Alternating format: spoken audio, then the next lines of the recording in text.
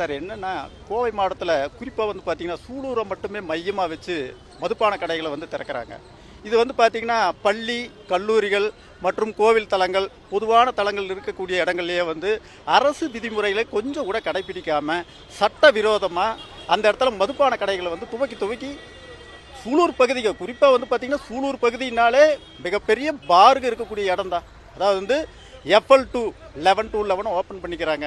Open பண்ணிவிட்டு சட்டவிரோதமாக அனுமதிகள் கொடுத்துக்கிறாங்க.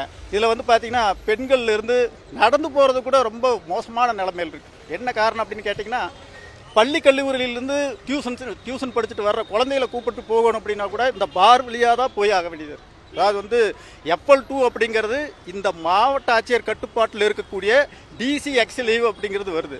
ஆனால் இந்த நிர்வாகத்தின் மேலே பல விதமாக வந்து மனுக்கள் கொடுக்குறோம், பொதுமக்களும் கொடுக்குறோம், சமூக ஆர்வலர் கொடுக்குறோம், என்னுடைய அமைச்சார்ந்தும் கொடுக்குறோம். ஆனால் கொஞ்சம் கூட இந்த செவிட்டு காதுகளுக்கு வாங்கிக்கவே மாட்டேங்கிறாங்க. இது எதுக்கு இந்த மனுநீதினால் நடத்துகிறாங்கிறத கேள்விக்குறியாக இருக்குது. என்ன காரணம் அப்படின்னு கேட்டிங்கன்னா ஒரு இடத்துல மதுபான கடைகளுக்கு அனுமதி கொடுக்கறதுக்கு முன்னாடி பொதுமக்கள் வந்து கோரிக்கையை வச்சாங்கன்னா அந்த கோரிக்கையை கடுகளவும் மதிக்கிறது இல்லை, கொஞ்சம் கூட மதிக்கிறது இல்லை. இந்த மாவட்ட நிர்வாகம் என்ன பண்ணிட்டு இருக்குங்கிறது கேள்விக்குறியாக இருக்குது.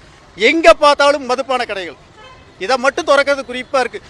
குறிப்பாக வந்து மாண்புமிகு தமிழக முதலமைச்சருக்கு நான் சாட்ட ஒரே ஒரு விஷயத்தை சொல்லிக்கிறேன். அப்பான்னு சொல்லக்கூடிய நீங்கள் இந்த ஆட்சி மீண்டும் நீடிக்குமா இல்லை நீடிக்காதுன்னு தெரிஞ்சு வந்து இந்த மதுபான கடைகளை திறக்கிறீங்களா? கேள்விக்குறி அதுதான். மக்களினுடைய கோரிக்கையும் அதுதான். அதாவது இந்த அரசு பதவியேற்ற 4 ஆண்டு முடிஞ்சிருச்சு. நீ 5 அதாவது வந்து நீ ஒரு 3 மாதம் தான் இருக்குது. தேர்தல் வருது. நீ தேர்தல் வர்றதுக்கு முன்னாடியே வந்து பார்த்தீங்கன்னா எங்கே பார்த்தாலும் மது கடைகள் தான், ஊரை சுற்றி மது கடைகள் தான் இருக்குது. இப்போ மாவட்ட ஆட்சியர் அலுவலகத்தில் மட்டும் ஏன் மது கடைகள் எங்கேயும் திறக்காமல் இருக்கிறாங்க?